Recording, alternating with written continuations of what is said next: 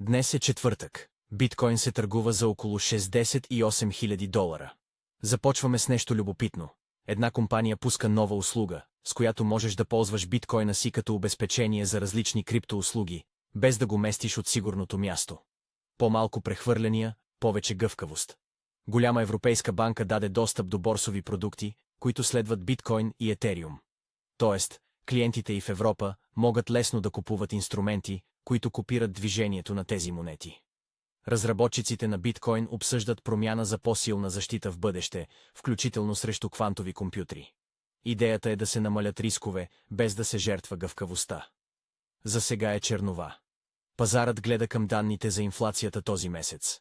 След силните числа за заетостта, надеждите за бързо понижение на лихвите се поохладиха. От BlackRock казват, ако инвеститори в Азия отделят само 1% към крипто, това може да донесе около $2 трилиона в пазара. Скромен процент, огромна сума.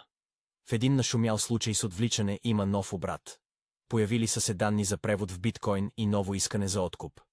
Разследването продължава. В новините за приложения вече можеш да внасяш биткоин и други монети в портфейла в Telegram, а системата автоматично ги обменя там, където ти трябват. По-малко стъпки, повече удобство. Една известна платформа за търговия ще плати около $4 милиона глоба по обвинения, свързани с незаконни дейности. Сумата е намалена спрямо първоначалната. Междувременно биткоин леко се плъзна надолу. Причината пак е съмнението, че лихвите няма да паднат толкова бързо. И накрая за акциите. Няколко големи анализатори орязаха целевите си цени за Coinbase преди отчета.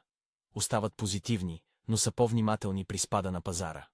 Ако искаш да останеш информиран, харесай видеото и последвай канала.